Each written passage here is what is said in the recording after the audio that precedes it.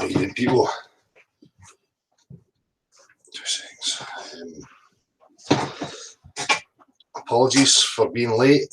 My makeup team were caught in traffic. Yeah, couldn't come on here for the makeup. Right. A wee second to make sure I've got what I need here.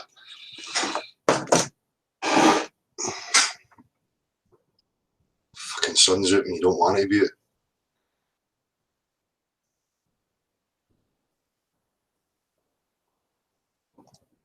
Right, sorted. So, we midweek session this week, and we're going to have Gav on very soon. I'll discuss a few other things. Obviously, there's been a bit of what's the word? Activity going on recently, especially today, in regards to some mainstream media appearances. So I'll maybe discuss that once we get through what we're going to get through. Anybody new coming to this, I'm just going to make this brief. The people here, me in particular, and many of the people here refuse the globe. There is absolutely no measurable scientific proof that you live on the exterior of a sphere with bendy oceans zipping through a vacuum at untold speeds. That's absolutely preposterous. It is not scientific. There's a science attached to the globe, the science of deception, the science of mathematics, both of which do not prove anything to be objectively true. The main components of the globe are sophistry and mathematical jargon, coupled with images. Now, that combination has confused people and pushed people into a paradigm of religious belief in what they think is science, when it's no science. Science was hijacked. Real science belongs to each and every single one of you individuals out there. It is your common sense, your tools of discernment, your senses, for you to discover and discern and explore the objective reality that you find yourself in. It does not belong to any institution, and if you're handing over that power, your own power of discernment, your own power of critical thought, and you're handing that over to an authority, you're a fucking moron, okay? And you need to snap out of it really quickly. You're not a smart ass. You're no part of anybody's team. You're a fucking embarrassment. That's it. I know it's difficult, the same as it was difficult for the rest of us, trying to cling on, desperately cling to a belief because it's a very scary prospect to have the foundations of your very existence whipped away from you. It's not an easy thing to face. But if you're determined enough, like people like myself were, always searching, never accepting the narratives and the stories we were told about life and who we are and how we came to be. And if you're one of these people, you will push through. It will make sense. Okay?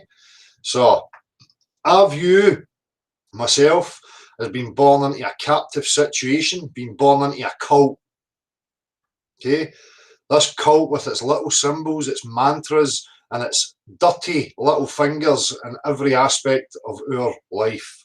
Education, media, politics, the whole lot. Okay? So it was a creation from the religious institutions, and it remains so. A creation, fabrication from priests, right? Using mathematical jargon to bamboozle people. The difference between the formal sciences like mathematics and the natural sciences is the natural sciences take today with the objective world and the actual substances that exist in the objective world. First and foremost, there's an abundance of water here on Earth. It's a fundamental fact of your existence that bodies of water do not have the ability to conform to the exterior of any shape. You can't have rotundity upon a body of water. You can't have a silhouette of any shape on a body of water. It's always going to be parallel, level, from one point to the other, between the land masses. Okay? They've played on visual perception, how your eyes work, how we actually see, and they've incorporated sophistry to convince you that bodies of water are bending away without flowing, and the wee ships with people on them are sailing over the bendy water that's not flowing anywhere, and they're sticking to it and they're going upside down under the wee plastic ball. Childish crap. You had the same difficulty as a child going through the process of realising that the Tooth Fairy and Santa Claus were not real. Now you're an adult and you're clinging to the adult version of Santa Claus. It's fucking embarrassing. Stop it. Why would the light is? I don't give a fuck. That can be established. Motive is secondary. Just investigate the scene. What can you find out? What can you discern and measure? What holds up to the scientific method? The globe certainly does not. That is nothing. Absolutely zero proof for a globe. Nothing about the globe is real. The only thing that's real about the globe is that it exists in a plastic format. A toy. You need to ask yourself why it's plastic. So, just to recap, the people here refuse the globe. I and many others consider themselves to be born captive within a cult. We've been told narratives and stories about the world we live in, its dimensions, the possibilities, where we can go and where we can't go. So there is no model, there is no claim to any straw man here on this platform. It's a very realistic stance of direct realism and logic being applied to the fact that we do not know the full dimensions of where we are. We don't know if it extends beyond, if we are just in a small pocket of a larger area, or whether we are contained within a larger area. Nobody knows any of these things. The push is to make people aware of the issues with the globe, the belief that they hold to be true. If you're an activist or anybody out there who is involved in this, you're duty bound to stick purely to that. It's to falsify and highlight the flaws of the beliefs that people actually have. You're not going to replace it with any other belief, and you're not burdened to replace it with any other belief. It's impossible for any one of us to know the full dimensions of this area. Okay, so we require full exploration. We require human beings as a whole to be looking at this, addressing it, and have hands on deck in order to establish where the fuck we are. Because right now we're being told a false narrative of our existence, which trickles down and dictates the system that we have and the way people live their lives. People are living their lives based on a fundamental lie. And that foundational lie has ideas and concepts built upon it. What life is, what we should do with our life, how we should be as a society, what relationships mean, what your emotions are, you know, the whole aspect of it. You don't even know where you are. You've never established that. So what game are you playing? What is the playing field you are upon? If you've assumed the playing field to be something that it's not, then the chances are you're playing the wrong game. Hope that makes sense. And again, don't come here blaming me. I never asked for this. I never decided, oh, here, you know, I'm just going to refuse the globe for the sake of it and have the whole world against me and put up with all sorts of shite left, right and centre. That wasn't a choice. That wasn't a choice I made. Okay? Just because I'm intellectually honest and I'm in pursuit of knowing about my existence. And when I addressed the fundamental assumptions that I held, I realised they were on shaky ground, very shaky ground, to the point that within a very short period of time, the whole thing crumbled. And I desperately, now you need to listen, I desperately tried to cling to the globe. I didn't want it to be a lie. Desperately tried to prove it was real. I wanted it to be real. And even through that want, that desire that you could maybe say there would be a bit of confirmation bias, I could find nothing.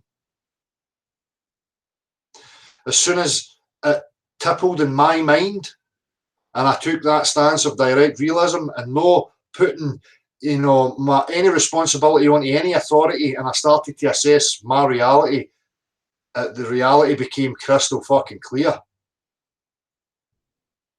Nothing that we apply in anything in our daily lives would be even possible if you were living on the exterior of a potato rock, zipping through a vacuum, with pressurised air and gas clinging to it, coexisting next to a vacuous, empty space. A vacuum's not a suction. It's not a negative pressure system. There's just nothing there. There's no such thing as nothing. So if you have a low pressure, lower than the pressure we exist in, there's going to be equilibrium happening. That's a fundamental fact of your existence. Go and speak to people in engineering and people that apply this knowledge in everyday fucking life. People that understand how to construct and how to apply these physical properties of the world we're living in. The problem people have is they're throwing all that out, negating it because of an image on the fucking screen. If I was to show you an image on a screen that defies everyday reality, you're not going to accept it because you know what reality is. So why is it different when it comes to the globe? You have to ask yourself that. Why are people so committed to it? One of the reasons that people are so committed to it is because if they put up with, you know, obsessive, everyday, you know, pounding it into you, that's where you live from a very small child right into adulthood with no other possibility of anything else being true. Things like flat earth were placed into you to be ridiculed, and that people back then were retarded for believing it, although the people back then are the people who brought us the tools of navigation that figured these things out. And then at a later date it was incorporated and twisted to fit a globe. You don't travel with globular maps and globular tools. You travel and navigate and construct with planar tools. That's because you live on a sphere. No. Because you live on a plane. What the full dimensions of that are, we don't know. I can guarantee you, through actual reality and actual practical demonstration, we must exist in a container of some kind. The very fact that we live in air pressure and that it's filled with liquid.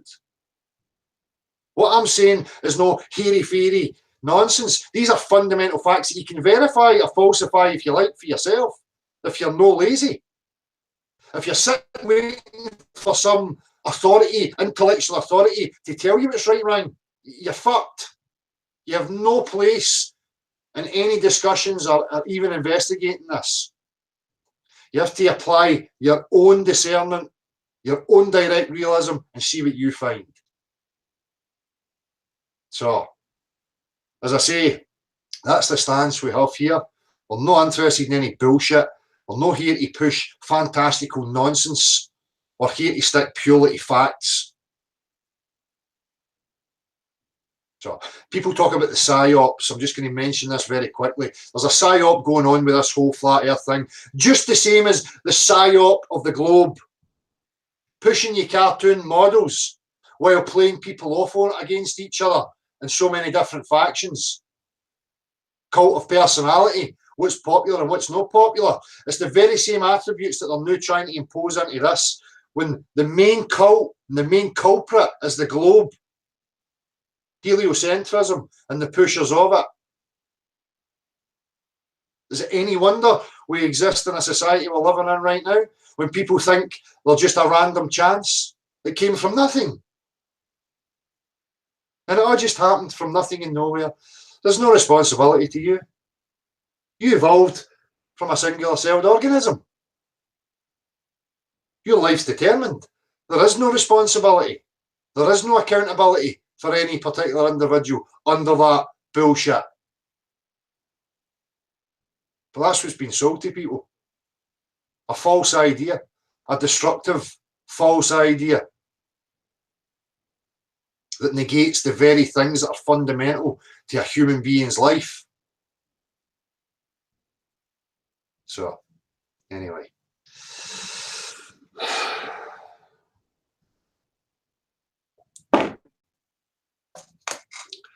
as I say, I've been made aware, and I was contacted by Gary John, the chap who organised the UK conference and who appeared on This Morning TV. I've not had a chance to view any of these things, so I'm not going to have any comment right now. But if we have time, once we get through what we're going to get through, I may have a watch at it and comment there and then. Now, Gary contacted me saying if that was going to be the case, he's more than willing to come and have the discussion to give his side of, you know, events and whatever else, which I think is fair, and I encourage that to anybody.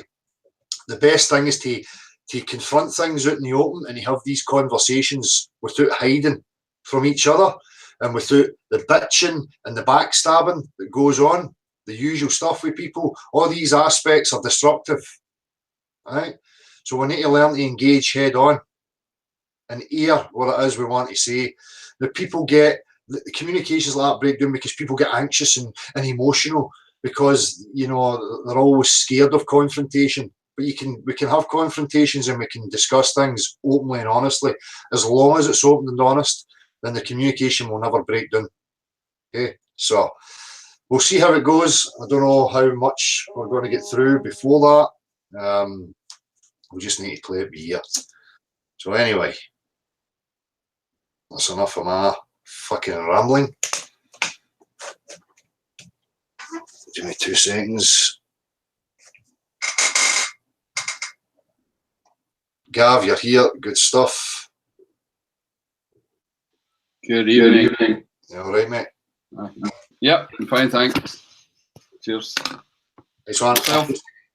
Sorry, I'm just going to acknowledge the people in the chat as well, quick. Just a wee mate. Jonah Worms, how you doing? Jamie Brown, Stephen Watson, Brandon Cook, Tracy Storia, P900 Cool Picks. People check out P900 Cool Picks channel. Has been doing some observations, some long distance observations, which are very good. I highly recommend people check that out. Veracity, Matthew C4, Science Proves It's Flat, Flat Earther, how you doing? Dave Hinko, how you doing? Beyond Belief, how you doing, mate? I've sent you a message on your YouTube channel. Sandman, how you doing? David Jackson, Anne-Marie Murray, Kawabunga Joe, Magumba, how you doing, mate? Gowron 339, David Holdsworth, Coco, what's that shit? Coco 12, Andy Baldwick, how you doing? Pat Mustard, Flatman, how you doing, mate? John Wick, how you do? Luke Marshall, Nay Probs, P900 Cool Picks. Neil McCrobb, Anne-Marie Murray, Stuart Lundy, how you doing? Rebecca's Way, Andrew Canavan, Daniel Reed. Right, it's nice to see you there, people. Stationary Plane, how you doing, mate? Aye, we'll come back to the chat, but I have a guest. Yes, you do. Hey, listen, I got that feed as well, the live breakfast TV thing this morning, so might be quite interesting to have a look at it. I haven't had a chance myself either. So. Well, we'll get through some of the stuff we're going to do here, and we'll play it and we'll have a wee look at it. Yeah. Nice one. On you go. Oh, bad, there you go. I was just going to say, I thought I'd start with a wee quiz. Do you know what Scottish national animal is? The Scottish national animal? Aye. No. On you go, Google it. I want to see your face while you're Googling it. That's a joke. Yeah, Scottish. I just Google the Scottish national animal. Maybe there's folk in the chat who already know the answer, but you'll be surprised, I think. Unicorn! Well, actually, I did know that. That's fucking terrible that I didn't realise that. It's on the passports, isn't it? You know, it's chained to the crown. You know, says a lot. That's right, yeah. Apparently the history of it is that the unicorn and the lion are always fighting each other. They're, you know, eternal enemies. And the English adopted the lion as on their standards. So that's why the Scots adopted the unicorn. But I'm not sure if I believe that version. What dimension is this happening? Very good question. I wouldn't mind watching a unicorn be a lion fight. Yeah. I just thought it was quite funny, since we do use unicorns to point out fallacies, then we're using Scottish national animal to. Sure. A wee subliminal for you, you know. Absolutely. So I was in a wee car accident this afternoon, mate, so I didn't get a chance to look at any of these things. Some foreign guy in a rented vehicle went right into the sideways, so bummer. Took up all my time, you know. Car okay? People okay? I don't know. It looks, I don't know if the water's going to be written off on it. You wait and see. But we'll see how it goes. So I'll let you lead the way here. Aye, sure. So I remember we hold on. I'll just share my screen here.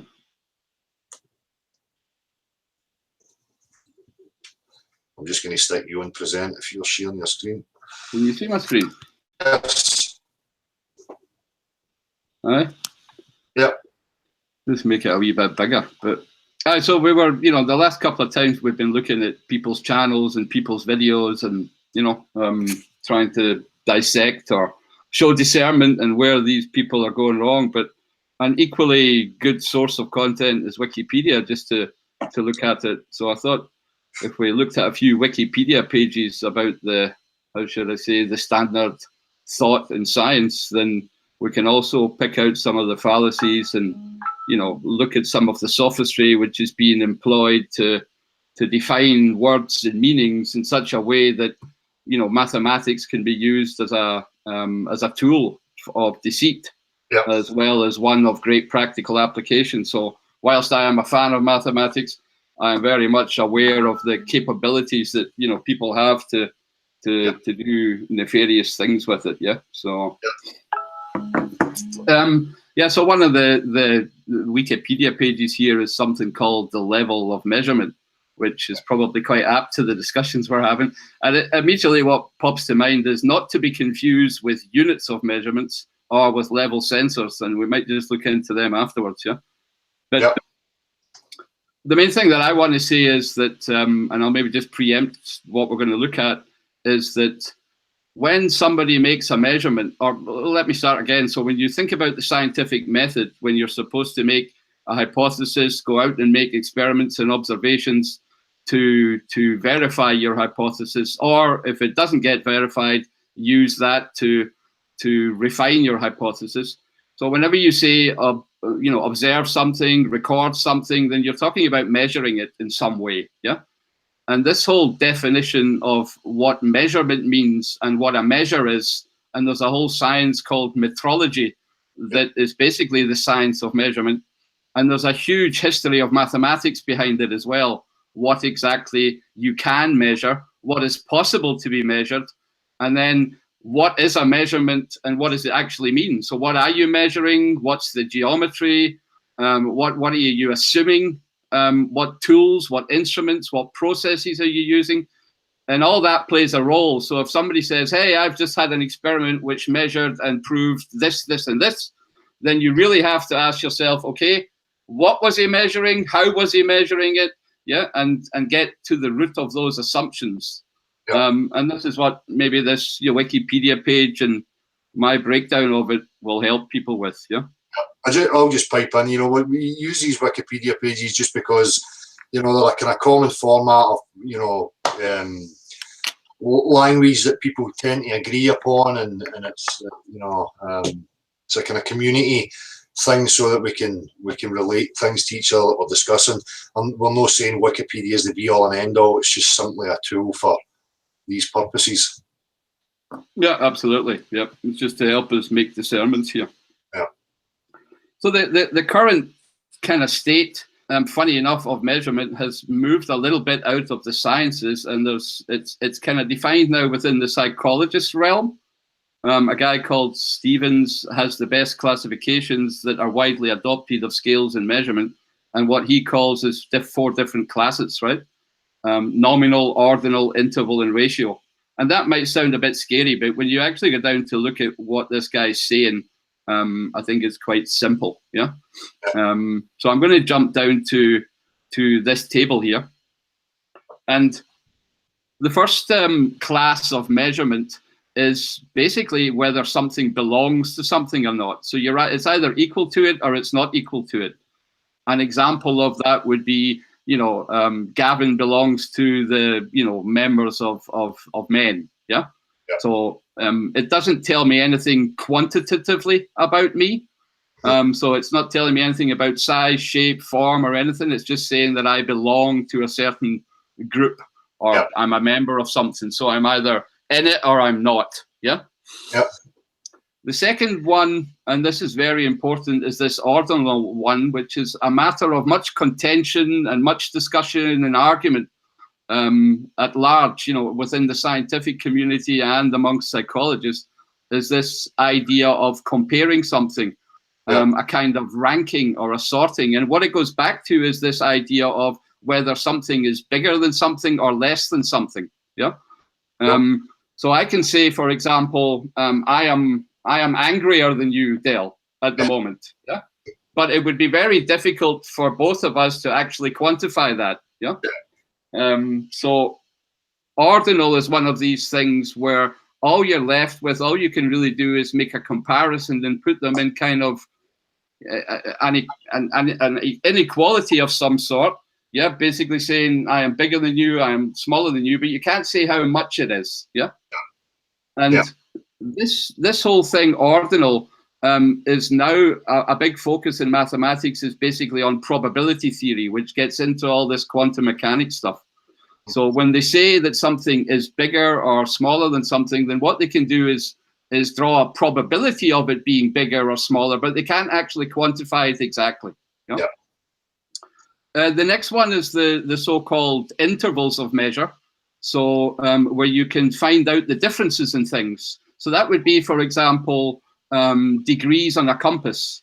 I can split a compass up into, 90 degrees, and I can say the degrees of difference between one direction and another one is a certain amount of degrees. Yeah. But so I'm basically just discerning the difference in things.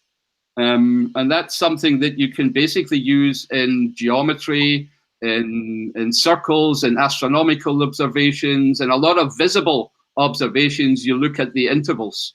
So the angular difference or the angular sizes of something. Yeah. And the very last one is the ratio. So this is the one where you can actually measure exactly how much it is in terms of a ruler, for example. So I can say something is 1 centimeter long, and I can say, good, this other thing is 10 times as big, so it's 10 centimeters. So where I can actually really quantify what is double of the size or what is half the size, so I can really quantify the relationship. So these are the 4 kind of measurement classifications that you have, or types of measurement that you can do. Yeah. Now you can see that ratio, this bottom one, where we're talking about the physical substances of lengths or magnitudes or things like that, are very much rooted in direct realism, let's say. Yeah, we can actually measure that. Intervals is where you're starting to invisibles, astronomical observations, those kind of things. And ordinal and nominal are very, very dubious, if you ask me, whether they should even be included in a definition of measurement. Yeah. Oh, the 2 there that you just referenced last would be more a kind of subjective, assumption based. Yep, absolutely. So this Wikipedia page goes into a little bit of detail about what nominal level is. Now you can see that, for example, speech, is one of the things that fits into the nominal type. So I can say there are things like nouns and verbs and pronouns, and either a word is a noun or it's not, or it's a verb or it's not. So it belongs to that group, if you like. Yeah. And that's all it can do. It can either belong to that group or it doesn't belong. An example of this would be a fox. You can put a fox in different classifications. Yeah. Now the mathematical operations, we've said, all you can really do is say it either is in the group or it isn't in the group. That's all you can really do. The ordinal scale is where it starts to get a little bit, as I say, how should I say, dichotomous, because this is where kind of opinions and consensus is tried to get. So if you if you take part in a consensus or an opinion or some research, then basically you usually get kind of 5 questions. You know, do you agree with this wholeheartedly? A little bit, none, not at all. You know, you get kind of ranges that you can choose. Yeah, but again, it's not an absolute quantified amount. Yeah, there's nothing absolute about it, and it's something that's used very much in that kind of thing, market researches, but also in all the psychological tests that you do. Yeah, so if, for example, you're measuring people's IQ, you would do it with this kind of ranking. So, you know, all you can do, for example, when you measure somebody's IQ is to rank them in terms of each other. You don't get a definitive score, if you like, or a quantity. So these psychrometrics or questionnaires, these are all things that use this ordinal scale. And again, I would question whether that really is measurement as measurement should be defined. Yeah. I quite like Wikipedia, by the way. They seem to have done an update to something where if you hover on with your mouse, you get little pop-ups. Which I think is quite cool because it saves you jumping from page to page and losing your place. Exactly.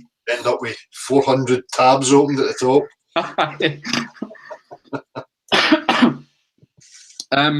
Yeah, so, and again, I'll just step down through these ones just so that it becomes clearer. So an interval scale, this is one that measures the degrees of differences between things. An example of that would be temperature, right? Where we basically take 2 defined points, the freezing and the boiling point of water, and then we separate that into 100 intervals. And then we basically look at the ratios, but they're not meaningful because 20 degrees is not twice as hot as 10 degrees, right? All you're really measuring here is a degree of difference between items according to a graduated scale. Yeah.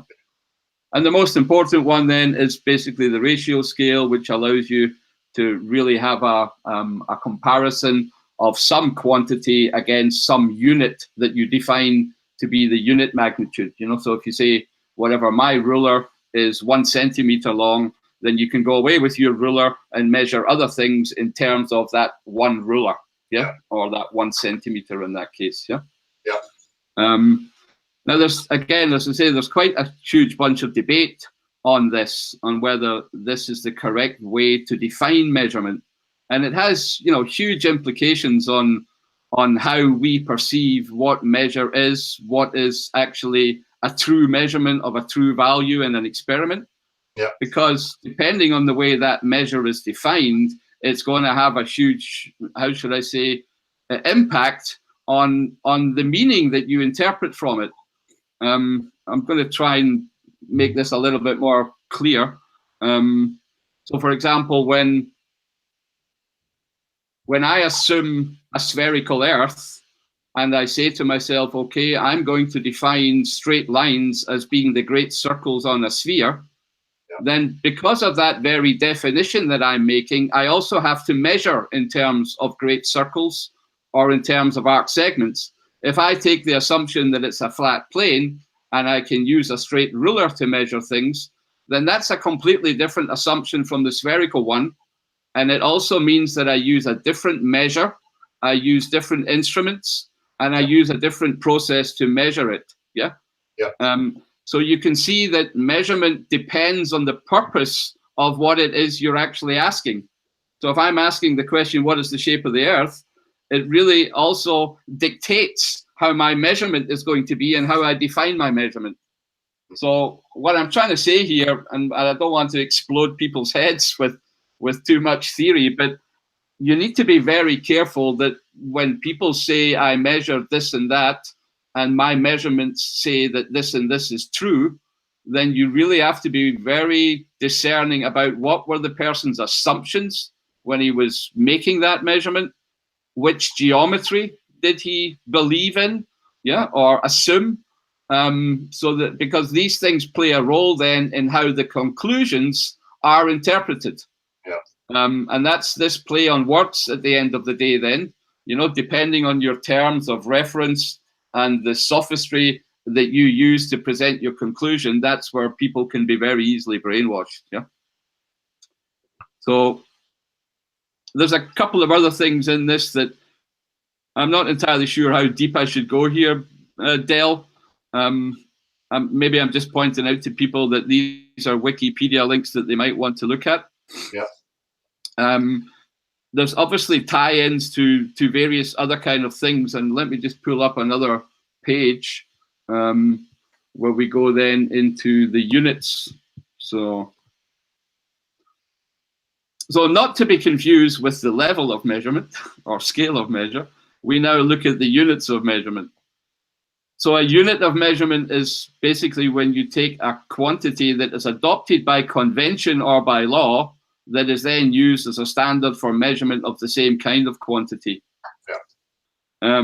So people have now defined the meter to be, the length of something, and that's the way we measure things now, in meters, or generally speaking, in most countries. And all these weights and measures are standardized across multiple nations and countries. Again, we have everybody collaborating, and not fighting around standard weights and measures. And all these systems of units are basically being defined at an international level that, as far as I can see, are implicit in the deception. Because without that definition of measurement and that, how should I say, agreement, you wouldn't be able to make up the stories that they make up, and you wouldn't be able to tell the stories worldwide if you didn't have that international agreement. Yeah. So I think there's a lot of, how should I say, implicit working in those standards here of weights and measures, or in the science of metrology, that is trying to, how should I say, have these globally developed and internationally accepted units. Now, in the old days, if I had a sack of rice and I wanted to sell it to somebody, then I would usually stop at the toll booth of the city that I was going to, where I was going to sell my merchandise. And in that toll booth, the city itself would have a grain of corn, a sack of corn. And they would define that as the town sack of corn against which everything else got measured. So if you came with your sack, they'd put the two sacks next to each other, and you would then, that would be weighed and measured, and you would be paid according to the value of the town sack. Now all that's gone, so there is no weighting according to substances like corn or rice or whatever it is, copper, tin, metal. Now we have this abstraction to mass and units and standardized units, which, if you like, is obfuscating that tie-in that measurement should have to natural substances. And this page again is, has a lot of information about how that is done, and how I think it's something that always needs to be looked at. So basically this boils down to how certain ratios are basically hidden within units and measures. And basically all we're doing is expressing the relation between one number to another number, but we're hiding it very cleverly in all these units and definitions of measurements, so that it's removed completely from the substances that we're talking about. It becomes all very abstract. Yeah, so that was basically, I don't want to jump into all these pages in too much detail because, it might just bore people rigid, and I don't want to do that. But if it's not attached to a substance, you're measuring nothing, pretty much. That's right. So that's right. It's made up stuff. Which is why, when we say the luminaries, they're just an observation. They're just they're not tangible. There is no unit of measurement attached to it because you don't know what it is you're looking at. Yep, absolutely. And visibles are basically always measured in degrees of difference. So that interval, you can't go out and measure a luminary with a ruler, right? Yeah. All you can do is measure it according to an angular difference that you can see, using visible. Yeah. And that's it though. I mean, you still have to assume what it is. Yeah, absolutely. Yeah. Sorry, I'm kind of flicking through this page to see if there's something that I should address. I think one of the things that I did want to address was, this was quite funny. So a list of humorous units of measurement. Many people have made use or invented units of measurement for their humor value. So there's a few in here that are definitely worth a laugh. There's the one, a Sagan car from a tribute to Carl Sagan, which is supposed to be something that's technically 4 billion of something. Billions, billions, billions. There's a Mickey. They're definitely taking the Mickey out of us. There's one down here called a Garn, which I thought was quite funny. Hold on, I need to get to this. Where the hell was it? There it is. Seasickness, Garn. The Garn is a unit used by NASA to measure seasickness and travel sickness caused by space adaptation syndrome. named after a senator who was frequently sick during tests. Yeah. A score of 1 Garn means the sufferer is completely incapacitated. So I guess they're just making that up to make it sound more plausible, probably, you know, making up these wee stories. The other thing I wanted to pull back onto is this wonderful theorem here. Now, I don't know if people know this Theorema Egregium. Now, it basically means the remarkable theorem, which is a great name to give something, right? And what this theorem says is that you can determine the curvature of a surface from measurements made entirely on the surface, so that it is absolutely independent of whether the surface is embedded in a 3-dimensional Euclidean space or not. Now, Gauss called this theorem remarkable, and one of the reason he had to call it remarkable was that he started out with the premise that his surface was embedded in a 3-dimensional space, to then go on to prove that he didn't have to measure or know anything about the extrinsic space, and all he needed to do was measure stuff on the surface. And that's why he called it remarkable. I would prefer to give the name bullshit to this theory, right? And I'm being an absolute heretic here because Gauss is revered as one of the prince of mathematicians, right? But as far as I can see, what this man did was basically make up this mathematical sophistry to equate 2-dimensional spherical geometry with a 3-dimensional physical ball. Yes. So you've heard me saying this before, that when you look at the geometry of a spherical surface and that of a 3-dimensional ball, the geometries are absolutely similar. You can hardly tell them apart. But a spherical surface is really only a 2-dimensional object, mathematical object. You have to imagine it being unnecessarily, it doesn't need to be in a 3-dimensional space. It can exist for a mathematician without actually being in a 3-dimensional space. So if you think about a 2-dimensional surface, then there's no difference between that and a planar geometry. You've heard me talking about this before. I think that planar geometry and spherical geometry are just two different forms of the same thing. They're both 2-dimensional geometries, but you just have different definitions of straight lines. Yeah. But what Gauss did was basically manage to equate that whole thing to being a 3-dimensional ball that actually is then floating in a vacuum of space. Yeah. So that's where, if you like, the deception was taking 2-dimensional geometry and pretending it was really applicable to a 3-dimensional ball, in simplified terms.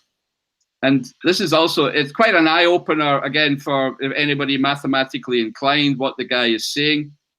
Again, I don't want to go into it in too much details, but it has so many applications to map projections, to the way that we do everything in terms of the geometry of surfaces, and that means all kinds of mapping and navigation and everything that we do when we look at things astronomical.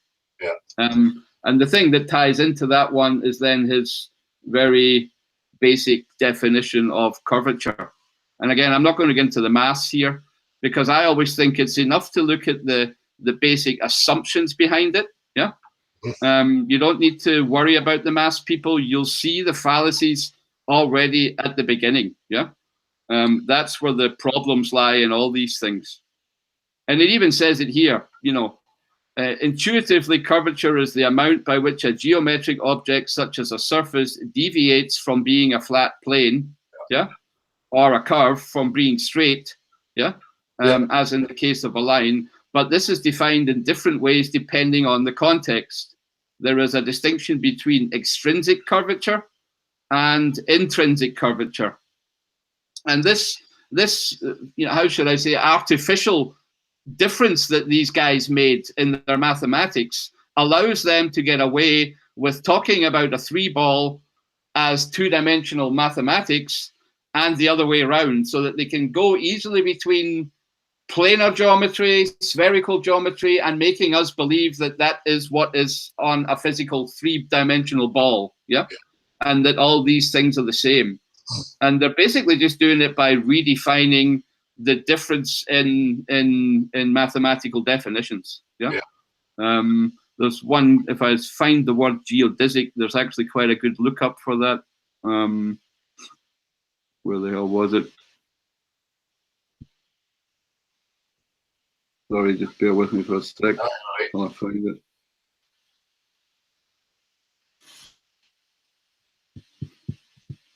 So Mr. Riemann.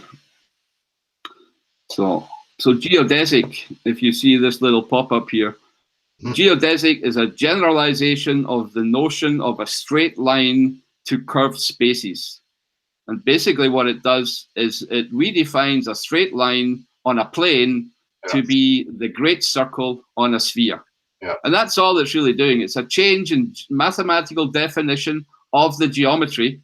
And when you do that, then you can basically go on to interpret what you mean in terms of spherical geometry. All your calculations will be correct. They'll be exactly the same as planar geometry, because the actual equations are based on the definitions, and you've changed the definitions, right? So you can continue to tell stories, let's say, right? I mean, it's as simple as that, right? You're assigning different words and meanings to the assumptions that you're making, and then you're interpreting your conclusions based on these new definitions. Yeah. So, you know, this whole idea of changing a straight line to a curved line or to a great circle is basically the whole of science of geodesy, where people say that they are measuring the size and shape of the Earth using all these geodetic surveys. Yeah. And that whole science is rooted in this basic assumption of going from planar geometry to spherical geometry by changing the definition of a straight line. Yeah. And that's what I mean from my introduction when we were talking about the different levels of measurement, that you need to be very careful that when you're looking at the degrees of difference or the magnitude of something, then it depends very much on which geometry you've assumed. Yeah. Because if you've assumed a straight line, or if you've assumed a great circle or an arc segment of a great circle, then you've got two very different ways of measuring things. Yeah. And if you're not taking that properly into account, then you're making, you know, fallacies. You're making wrong judgments. Yeah. Good. I don't want people to lose the will to live just because I like mathematics. So I'll maybe just stop it at this point. Oh, yeah. Much appreciated. I mean, it's part of the learning and understanding. As I say, I'm no mathematician either, so it's learning for me at the same time. So I think it's important for people to have, you know, other tools in their armory, you know. And that's it, you know, everybody's got their own place, expertise, and that just happens to be yours. So I'm more than happy to have you representing that. I'm more happy to do my best to show it, to show what's going on. I'll just be the understudy for that, you know. Yep. I mean, there's just so much of that. I mean, we talk about it so often, you know, how words and sophistry and how rhetoric is used to bamboozle us. And what I'm trying to make clear is that it's very, very deeply rooted in mathematics, that same kind of sophistry. Yeah. Not because mathematics is an inexact science, but just because depending on those assumptions and axioms that you make, you are going to be telling a different story at the end of the day. And your measurements are going to be different. So anybody who comes to you and says mathematics is a proof of why we live on a sphere, you can immediately tell them, no, it's bullshit. I mean, you say it all the time, the difference between natural science and formal science. And what I'm doing here is just trying to go a little bit deeper and show people exactly where that, how should I say, sophistry is. Yeah. Yeah. And that's it, you know, just I'll reiterate that, you know, math is, as far as applying it to substance-based and objective reality, is an excellent tool, you know, a valuable tool. But as you point out, you know, it can be used to extrapolate and go into abstract. It has no relation to, you know, objective reality, substance-based reality. So yep. it's got to be done, mate. Yeah. Well, I think these are the two things, the two key take-home messages are these difference between measuring degrees for visibles and measuring real magnitudes for tangibles. And the other one is this misuse of ordinal, where they try to apply mathematical reasoning to things that are only capable of being grouped into something that is bigger or smaller. And that's where they use probability. So they use probability and statistics to try and mathematically measure these comparisons. But then you're actually not capable of doing it, because me saying to you, hey, Del, you know, I'm twice as happy as you today, you know, it means nothing, right? It's, you know, we can come up with some statistics as to why that might be true, but we could never measure it, right? And that's where they misuse mathematics and that whole quantum probability bullshit. Yeah. Yeah. So look, that's where they're, you know, these are the three kind of places where, you know, I would always point to measurement being very easily misused, abused, misinterpreted, and not properly defined.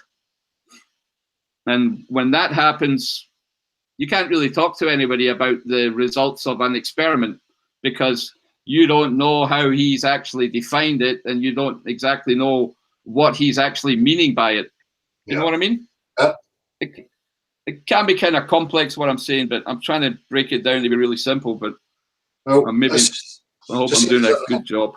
Of course, you're, mate. It's you know, it's the same as everything else. Just repetition of these things and pointing out continually. Eventually, it will set in. You know, I'm speaking for me, so I'm pretty sure it's the same for many other people. You know, to see I have the overview and I understand the overview, but getting in depth and an expertise level, then that's something for you, and I need to learn. You know.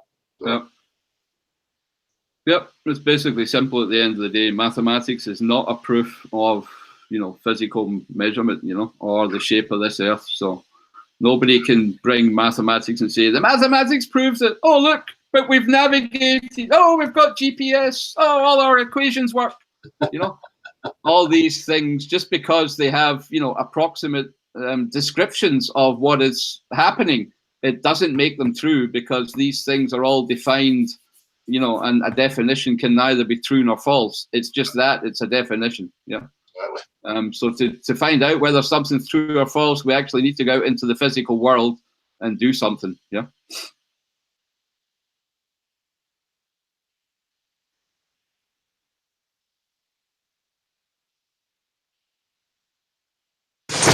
Sorry about that, mate. I just had to. Nah, anymore. Aye, spot on, mate. Cheers for that. Right. Well, we'll knock that in the head then. That'll be enough for most folk. It's just, as you say, it's just more clarity on, you know, me always saying there's a difference between substance-based, you know, science and language-based, you know, and it has to be understood. So, again, I appreciate it, mate. Yep. So all I can say is everybody listen to Dale. He's absolutely correct. There is a difference, and it needs to be known by people. Yeah. Yeah. And don't let them get away with it when they come with that bullshit, with that argument about mathematics, or get browbeaten into thinking, oh, I don't know mathematics, so I can't discuss it with them. So, okay, you win, Because I know that can be difficult, because it can be very, I don't know, overbearing or powerful or seemingly powerful, the argument. But it's not. No. I think that's what we need to try and boil it down to. Huh? Exactly. And it's never, it can get as intellectual as it likes. It's never going to stand up to practical demonstration and show me bendy fucking bodies of water. I mean, people can get it at that level and commit and stick to that because they know that to be true. Yep. As for other people who are trying to pursue a deeper level understanding, then what you're offering is hugely important, hugely relevant to that. Yep. So, I mean, I'd love to have these discussions with anybody who thinks he knows what he's talking about, or in terms of mathematics. And all I can say is, again, people look really, really closely at the basic assumptions. Don't look at the equations where it gets all fancy and symbolic. And, that there's no need to go there. Yeah, you just have to pull them back to, well, what is it you're actually assuming in your mathematics? What are your axioms? What are your assumptions? Yeah. And if you pull them back to that, they haven't got a leg to stand on because mathematics doesn't provide proof. Yeah. It's a descriptive language, and that's all it is. Yeah. Exactly, mate. Excellent. So, well, if we're moving on, there's a couple of other wee things I just want to bring up. This kind of been brought to my attention. I thought maybe we'd have a wee discussion on that. I'm not going to say any names. The message from. Let me just have a wee check at this, and it's pretty much to do with the experience of this and the burdens that kind of come with it in regards to personal relations, whether it be family or whatever it may be. And I know some people maybe feel isolated and lonely in regard to that aspect. So just want to talk about it. Just let me look here. Aye, so I mean, it's basically people feeling alienated. The first thing I have to say is, for me personally, you feel alienated and you feel lonely and disheartened because you have to look at yourself first and foremost. If I place any importance or relevance on what other people think of me, or whether I require to be accepted within certain kind of social groups, whatever it may be, then I'm setting myself up for that. Those are the rules that I'm setting out for me. And if then things, complications come about where people are showing disgust or intolerance or anger or whatever it may be towards you for discussing any of these topics, then of course you're going to be affected by that. So it always comes back to you, and you take responsibility for that. Don't set yourself up for it. You have to be in a position, and I know, it's easy for me saying it because that's the life I've led. I don't require anybody's acceptance. I don't expect anything from anybody. I don't need any external human being to feel complete within myself. So it's easy for me to talk about taboo subjects, to tell them that they are Snow Globe, because I really don't give a fuck what they think about me. If I placed any importance on what these people thought of me, then I'm going to be hurt and I'm going to start feeling isolated and start having self-doubt. So, anybody who's experienced any of that, you have to look inwards and look at yourself first and foremost. I know you hear these mantras that human beings are social creatures and we want to be accepted. Well, I don't fit into that fucking category. And I don't think you should allow yourself to be pigeonholed into that either, because again, you're setting yourself up for it. If you're feeling like you require other people to be accepted, you have a real issue as far as I'm concerned. And if you're having difficulty speaking to close relatives or associates and you're encountering these problems, this is why I always say to people, look, if you want to get it off your chest, go and speak to strangers. Just randomly speak to a stranger on the street or wherever it may be, where there's no preconceived ideas about who you are and who they think your personality is in regards to previous, encounters and events. It's a much easier process. Or, find a place like this where you can communicate with people who are at that same level. If you're going to continue to engage with people that are not at that level and you're expecting something from them, you're asking for fucking trouble. I really don't know what else I can say about that. I know it sounds harsh, but it really does fall back at the individual's feet. what you expect and what you put out there, you are then subject to those rules and conditions that you're setting for yourself. I hope that makes sense. I don't know if you've got anything to say about that, Gav. You're muted. Yeah, sorry, no, it makes perfect sense to me what you're saying, Dale. You know what I mean? I know there is that difference, and you know, a lot of people find it very difficult within the family to speak about things, you know, because of that very fact that, you know, everybody's so close. I mean, I can even see it in a small, and I remember in a small way in my own, you know, circle, and this nothing to do with the flat earth, but I remember that the very first time I wanted to play guitar, it was a lot easier doing it with strangers than it was doing it in front of my mum and dad, you know? Exactly. But once you did it once in front of your mum and dad, it was very easy to do it in front of strangers. So it does help, but it's a huge hurdle just because you have that, you know, familiarity and you know. So I suppose it covers any topic, I think, and this one in particular. Aye.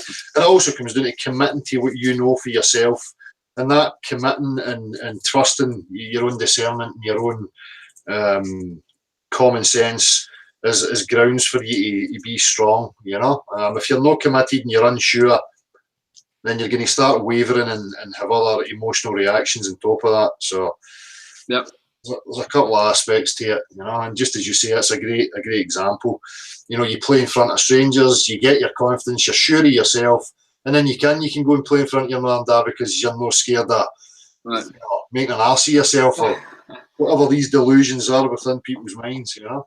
Yep, no, absolutely. I think that's has a lot to do with confidence, you know. I think, you know, confidence breeds, you know, the better you get at things, the more confidence you get, and the more confidence you have, the easier it is to get better at things, you know.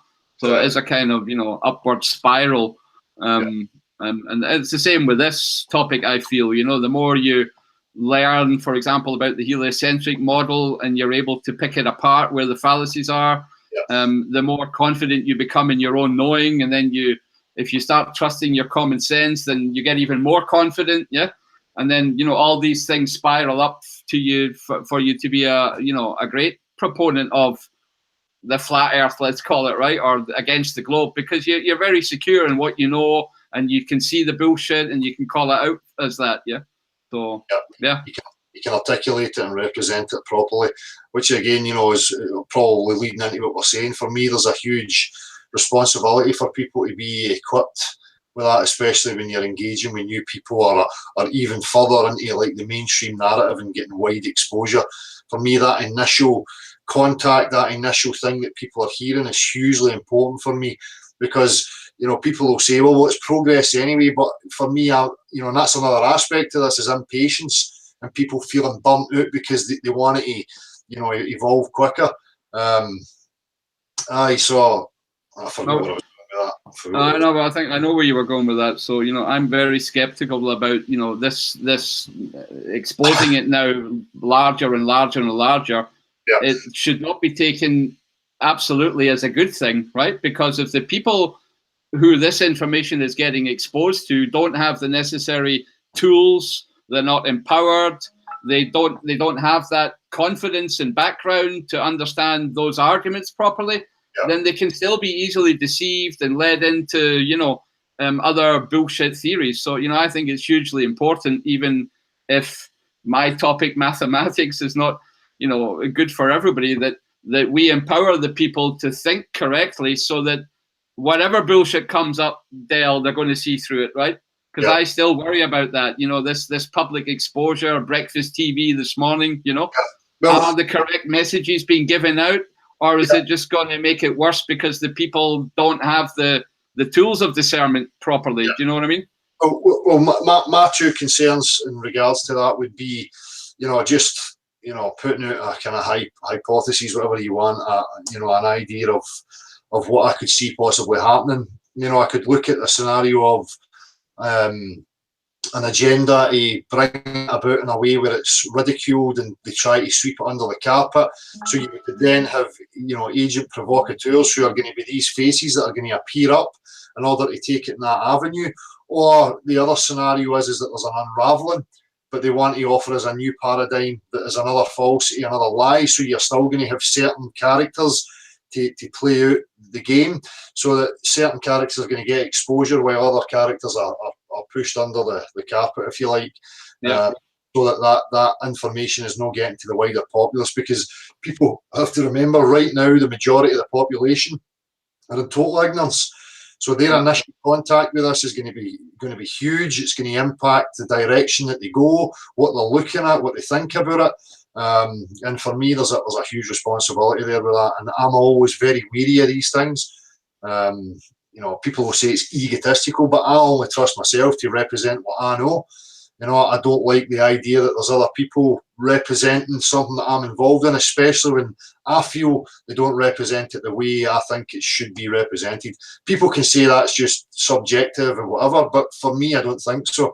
I think, just as we're pointing out, in any discussion, you have to understand definitions, what we're actually speaking about, the sciences, what applies, what doesn't apply, and then enter into the conversation. Not just enter into the conversation under these assumptions that are just left up there. It's a globe and it's a pizza dish, and they represent that and they represent that, and that seems to be the conversation that people are experiencing when it's not the case. Well, I'm 100% with you on that. I can again only do the same thing. Want to represent what I think is happening. For myself, and I don't want to be lumped into a group of people that say, right, I'm a flat earther and I believe in this. And anybody who is not getting down to those very basic terms of definitions, looking at what are the first principles of a conversation, what are these differences in sciences. If you're not having that conversation to begin with, and you're not empowering the people to be on that level with you, then having a conversation with them is not going to work, or it's going to lead them into, if you don't have it, into believing the next fantasy that comes along, And that's what I'm worried about. Absolutely. The conversations will just jump from one thing to the other without any real resolve and any real understanding of what's just been said. Conversations just seem to run ahead of themselves without each individual point being addressed and agreed upon and put to bed. So, they're my reservations. And at the same time, people will say, well, exposure's exposure. Fair enough. I see that. Any publicity is good publicity, as the saying goes. But in this aspect, I don't think so. I think publicity, getting the awareness to a wider populace that this question is being asked is good, but then how it's represented after that is what's important to me. Exactly. There's the two aspects. What's the message that they're saying, and how equipped are the people to deal and interpret the message properly? Yeah. And exactly. on both aspects, I have a problem, or a worry, at least, that it's been done correctly. Yeah. I'm pretty sure the message is definitely going to be. I mean, they've bullshitted us all my fucking life, so they're not going to stop now. Exactly. So I mean, that one's a given, if you ask me, if it's mainstream. And the other one, whether people are equipped, unfortunately not. If I look at the education system, and we've looked at a few of them with Mickey Mouse hats, these people are not equipped at the moment to actually understand where the problem lies. So, yeah. Exactly. So that's it. And for me, it's about having it refined to a point of brutality. Where what I'm saying, and anybody can come and refute exactly what I'm saying about in regards to your position. And as I keep saying, the position for me is, this loaded term of flat brings about so many problems. That's why they continually throw that straw man there. If you're addressing anybody in this conversation, you should be addressing it from the realistic stance, which is, you're not making any claims to what it is. You're focusing purely on this claim of the globe, and then continuing the conversation from there. If you allow them to throw in the straw mans, automatically in people's minds they have this dichotomy of the cartoon globe, the cartoon flat, and that these are just people having a debate, and the majority of people feel as if they're on the winning side, which is the globe, and it's just a big fucking soap opera, when really there is no two sides, there only is one reality, and that's it. So, and that's what we should be discussing together, and finding out more about. Absolutely. Exactly. So, we'll have a wee pull up of this video. I'm going to have to find one, actually. Just bear with me. Aye, you are. I'll be back in 1 sec. Cool. So as I say, while I'm looking for this, I'll just continue to chat about what it's like to be in these positions. And And of course, you know, I can hugely sympathise and empathise with anybody who's in this position of representing this awareness, if you like, and what comes with that. But as I say, I learned a long time ago that I was destroying myself because of my expectations of other people, my want to be accepted, my want to accept them and for them to accept me and to be part of some sort of community. And I'm not taking that away from people, that may be intrinsic within certain people's natures, if you want to call it. But in this dysfunctional idea that we're existing in, it's just not real, because what kind of interaction and real relations are you having with people based on, you know, fallacies, ideas, concepts in their mind? It's meaningless. So for me, I have no issue. I don't give a fucking monkeys what anybody thinks of me, whether they like me, they want to accept me, they want to hate me. I don't give a fuck. You know, all I can focus on is me, and that's where my responsibility is. And that's the same for every single one of you.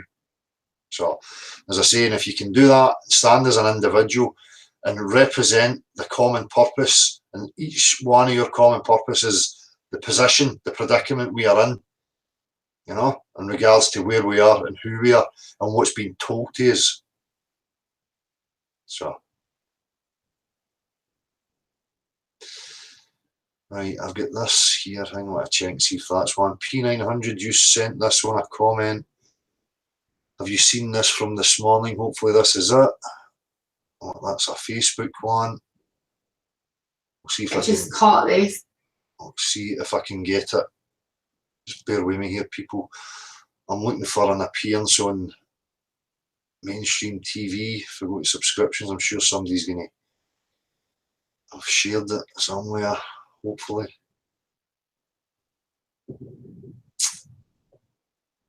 Oh, there we go. So this is, how are you saying here?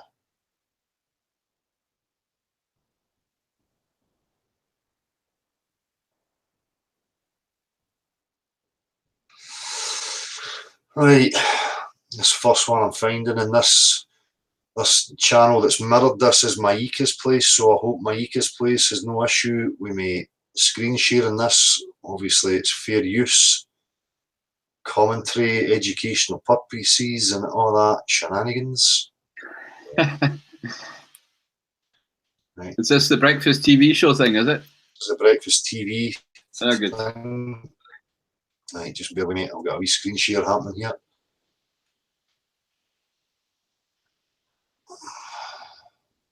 Right. I should be sharing all right, Gav, am I sharing? Aye, I can see it. Right, okay. So the men who claim the earth is flat. We didn't land on the moon, gravity doesn't exist, and the earth is flat. Just a few of the extraordinary claims of the men and women who call themselves the flat earthers. So what else do we believe that they say just isn't true? Three people that would go to the end of the earth, whatever shape it is, to prove their theory are Gary Heather, Darren Nesbitt, and Martin Kenny. And welcome, gentlemen. Nice to see you. Well, you know, there's lots to get through here. The earth is flat. Why do you say that? The evidence that we've seen doesn't. So, you know, right there, this is you know, for me, where I would be correcting Philip Schofield and saying, you know, hang on a minute, Philip, you know, I'm addressing the claim, which is a globe, and I'm going to tell you that the globe's not real. Because what flat earth do you have to represent? You don't have one. Exactly. We're talking here about refuting claims, not about bringing other hypotheses or fantasies to the table here. Suggests that what we've been told is true. What evidence have you seen?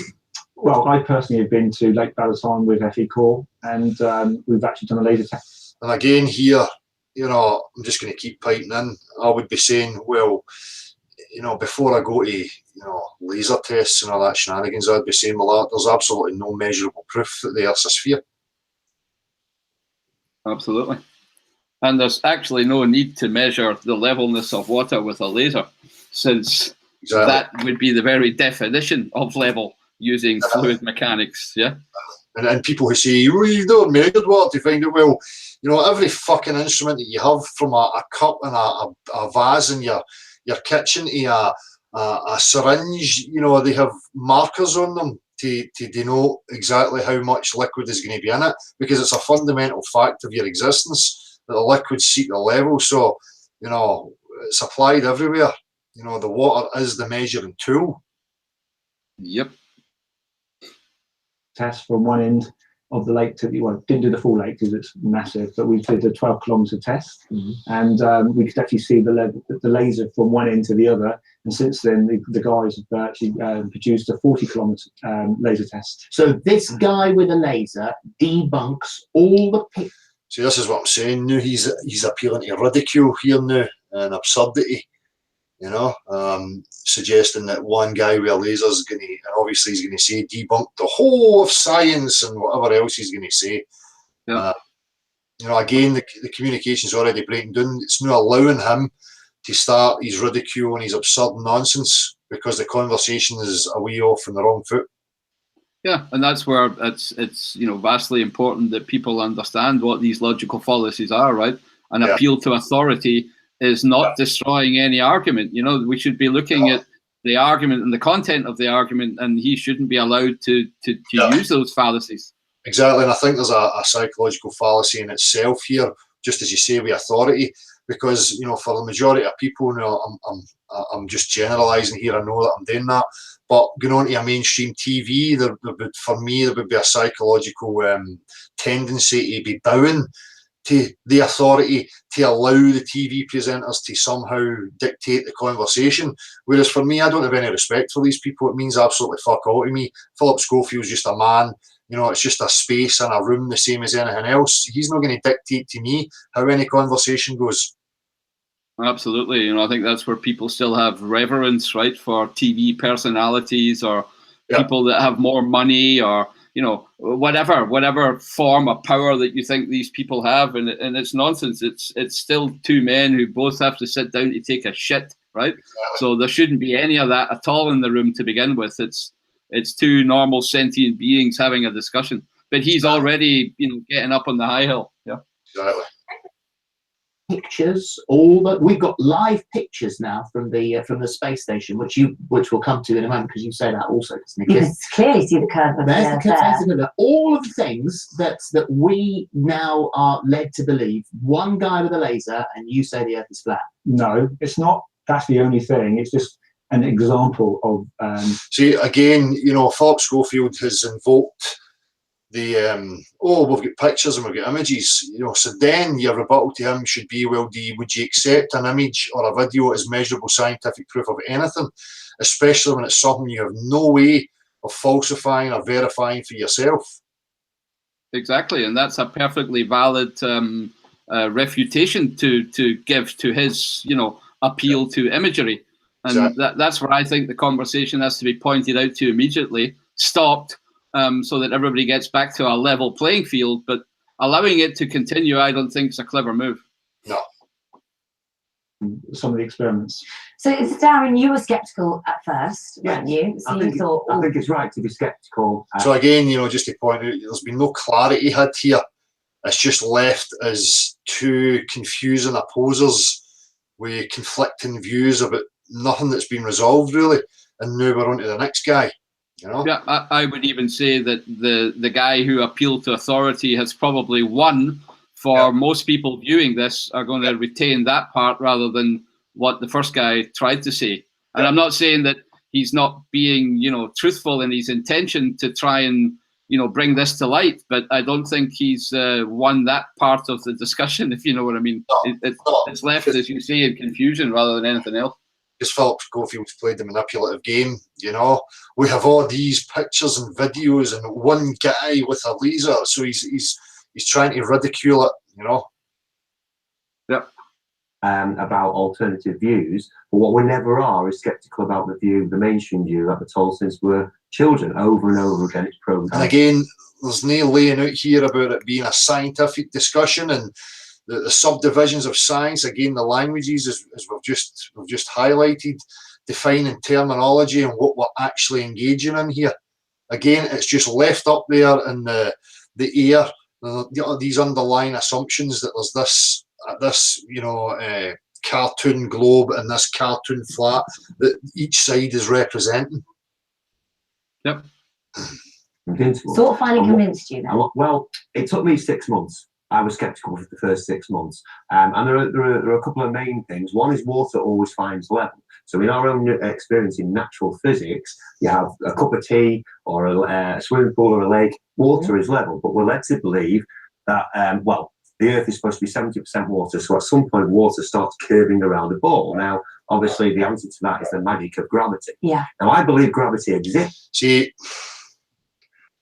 he's offering them a way out here rather than just hammering that point home, you know, because regardless of the word gravity or anybody invoking the word gravity, the physical substance, as he's just pointed out, totally disproves the globe right there and then. And it's not capable of it. So, you know, it's not capable of retaining that shape or form in any way. So how can, whether you discuss now whether gravity is a cause or an effect, is a completely different discussion. You know, it's, again, for me, it's a misrepresentation of what the actual question should be. Yeah. And again, whether intentional or accidental, you know. And you're offering them, you know, a leg, because at the end of the day, I've said so many times, why things fall or the way the things fall has got absolutely nothing to do with establishing the dimensions, the shape of the Earth. Absolutely nothing to do with it. So you shouldn't even be bringing it up. You know, just, you know, don't invoke these words, let them invoke them, and always maintain the strong position of letting them make the claims or the assumptions. Yep. Oh, shit. I like to be sceptical about alternative programs for the first 6 months. You have up to 70% water. Yeah. Now, I believe gravity exists, but only as an effect, not as a cause. So science itself has never proven gravity as a force itself. What is proven is 9.8 meters. Right, so there you go. He is highlighting that. It's just that it's kind of jumbled up. The you know, describing the way things fall is not establishing the cause, which is pretty much the reality of the situation we're in. Yeah, good on him. Yeah, I just think you should bring it right up and hammer the point home. Yeah. This 9.8 meters per second squared is the near constant rate of acceleration towards what is happening here? That's what I'm saying. We don't know, and science has never proven that as a force. Obviously, they have proven it. And again, you know, I just be pointing out, Philip. Well, Philip, dropping inanimate objects doesn't provide measurement of the shape of the Earth. Simple as that. Stop acting like a moron. Is observed science. Sorry, mate. You going to say something? I'm just going to say, unfortunately, that's the level of the conditioning that people have, though, isn't it? It's part of the cult and the mantras that they've pushed out there. Oh, just ridicule. Look, jump off a bridge. Look, I'm dropping something. Gravity. You know, these are just the mantras that have been pushed to the gullible masses that they regurgitate and repeat with conviction. Although it's absolute fucking lunacy. Yep, and I mean, you know, we just highlighted it in the beginning of this hangout, Del. Gravity is the measure of an equipotential surface, right? And we've just talked about these different geometrical definitions. So you can already see that, you know, he's taking the, how should I say, the common sense version of gravity, or what everybody believes is the common sense version to take, not understanding the underlying geometrical, mathematical trickery, let's just call it, for what it is, that's went into it, He's getting the dumbed down common man version of it and believing it wholeheartedly. Exactly.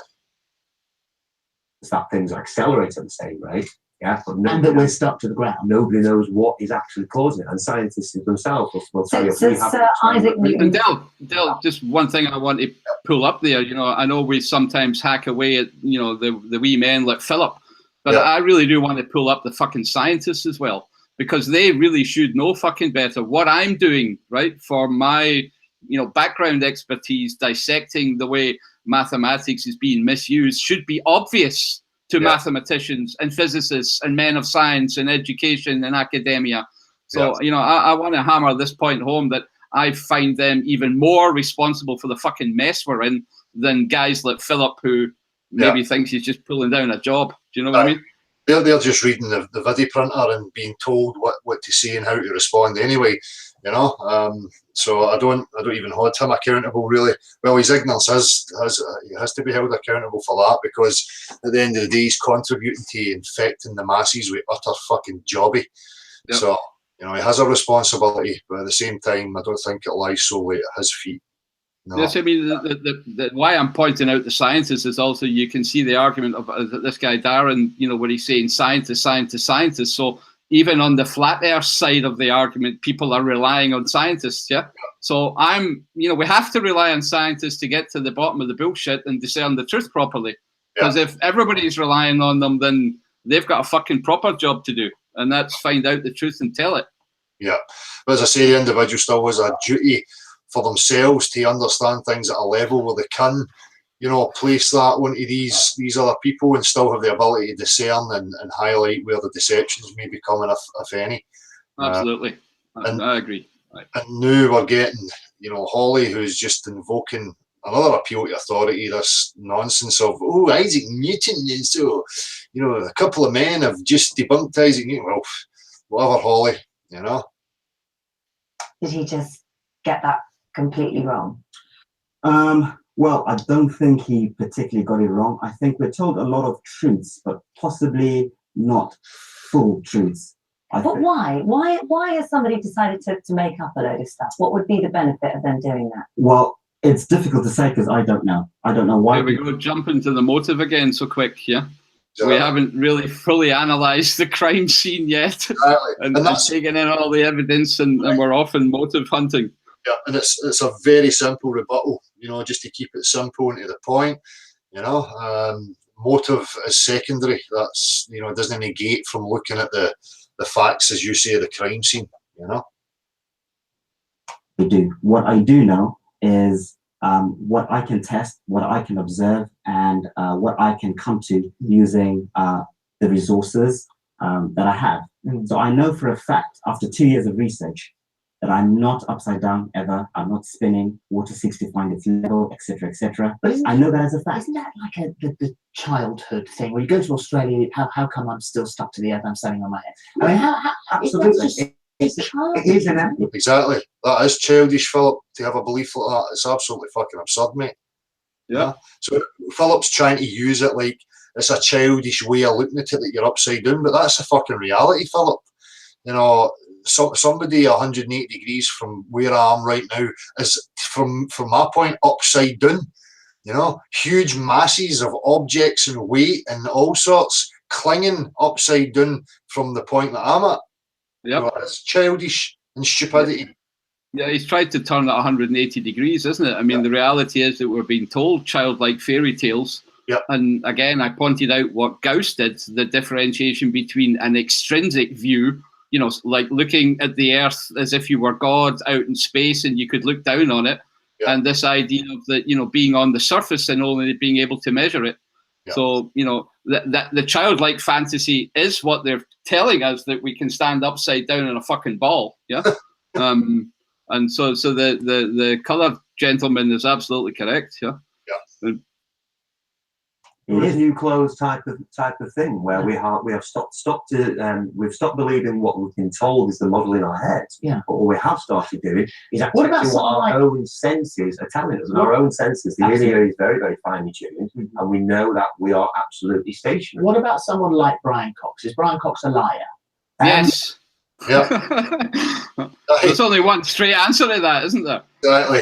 About it, you know. If any of these dipshits are depicting the Earth to be something that's contrary to what we're actually experiencing, then of course they're fucking liars.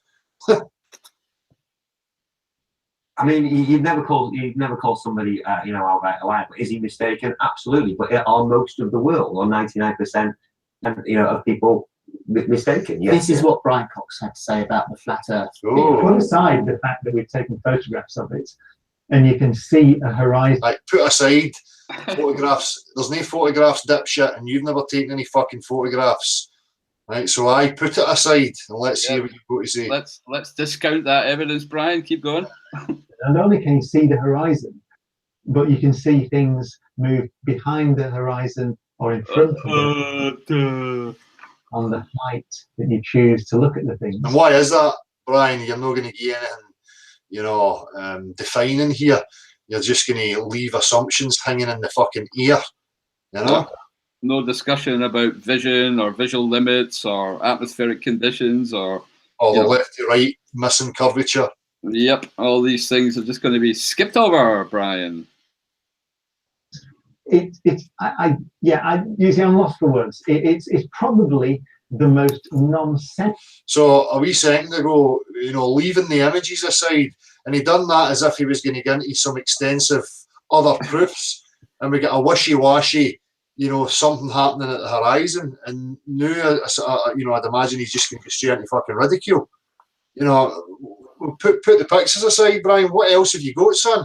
Fuck all.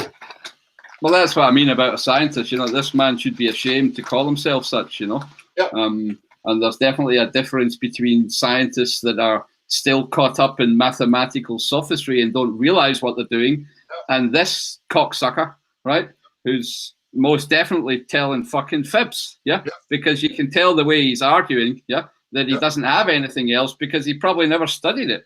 No. Just a fucking actor. Or he has studied it and he's just complicit and actively lying, as you say. Sorry, it makes me angry, that one. Yeah.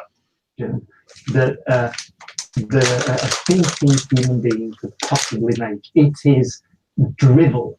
So there we go. That's from a scientist. So exactly, that's it. That's what we're getting. That's from a scientist. Well, Brian's a scientist of fucking stupidity then. Yep. Well, look, he's already done two things, right? He's broken down all communication, right? He's not wanting any dialogue or any discussion. That's said basically in his immediate thing, even though we've been asking him to come to the platform for 2 years. And secondly, he has brought absolutely no proof of nothing. He hasn't even brought a good argument, as you say. It's just he just lapsed into ridicule. He's just used emotive expression to say it's just ridiculous and stupid or whatever the fuck he was saying. Yep. He was, and he said something very interesting there. He said it's nonsensical, and we say that's actually not true. What our own senses tell us is that the Earth is But stationary. nobody's fallen off the edge of it. Nobody So has at fallen off what the point- edge. They heard that. This is what I'm saying about this constant regurgitation of. This is why people, you've got to look at it and say, are they really trying? Are they really trying to maintain the lie? Because they just keep repeating this same old fucking tired cack. Well, they're not getting any better, so you wonder. Oh, You do wonder. I would be making Holly uncomfortable there and just say, why would you, invoke an edge? Where are you getting that for, Holly? And then watch her get into meltdown. That's it. Can I just respond to what Brian said there? He said things disappear behind the curve, and one of the main reasons why we believe that the Earth is a fixed stationary plane. Yeah. See, I need to just give what is it, Darren here, a wee bit of praise there, because that's exactly what should be happening continually. Don't let them wander away from points. Always bring them back and make sure you get your response across. Yep. No, he's quite right. He did pull them back. Good on him.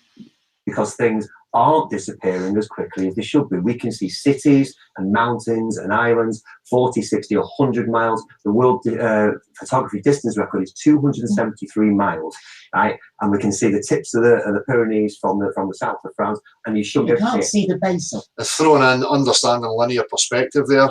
Artists and people involved in that line of work would hear that and quickly understand exactly what he was talking about because they apply it every day. Yep. Well, of course not. because the Of course Earth not. is round. Not because of the Earth is round, and because of perspective, and because of the way light works, and because So of the way our lives work. we interviewed on it. One of the highlights of my career actually was interviewing Major Tim Peake. A wee bit of emotional appeal here. Yep.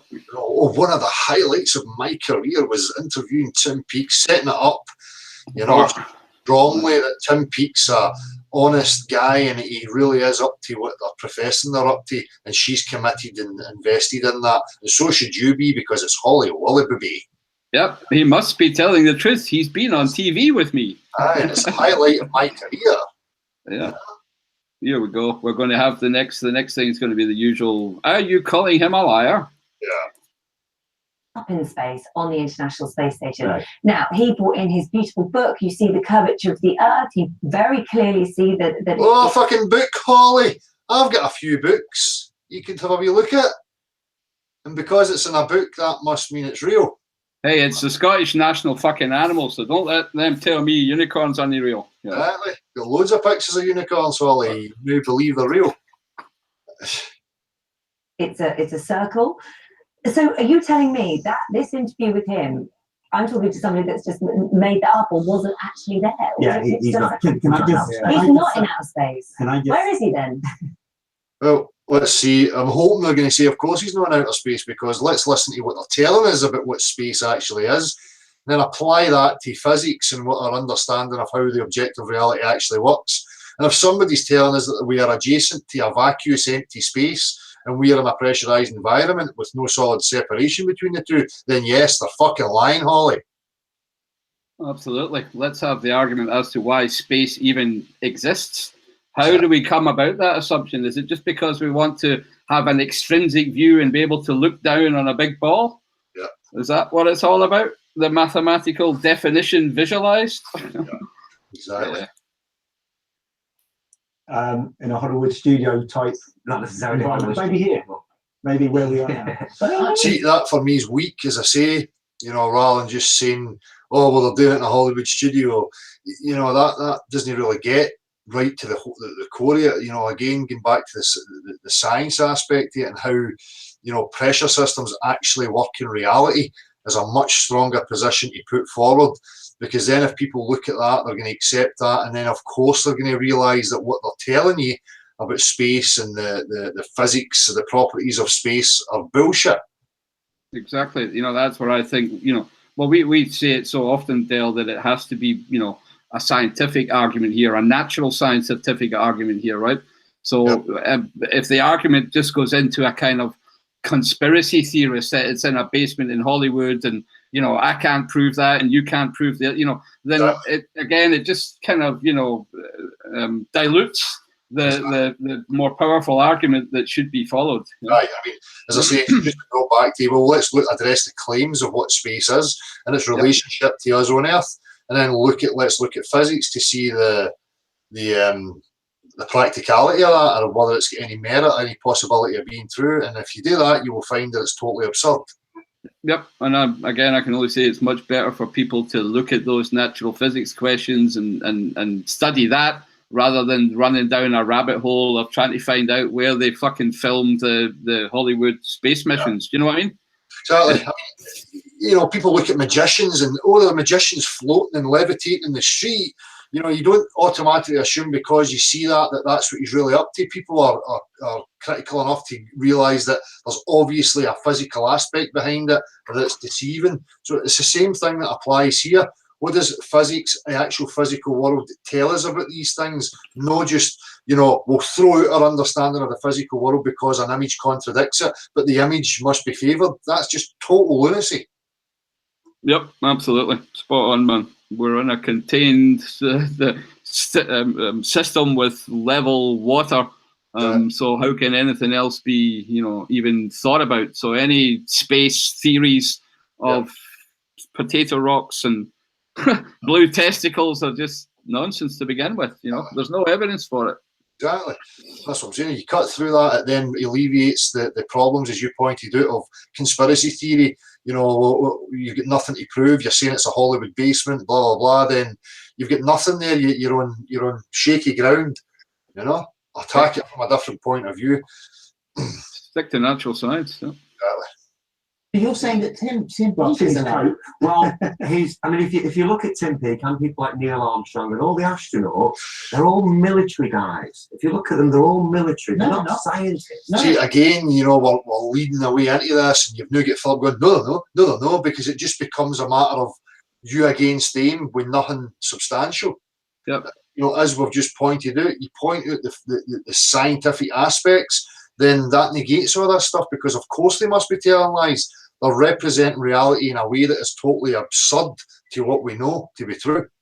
Yep, and I also think it's again not a clever argument or route to take, because it's polarizing military and scientists, but if you look back at, you know, a lot of the scientific achievements, you know, they Yeah. were military driven or naval or exploration, let's call it, rather than, you know, Right. wars, right?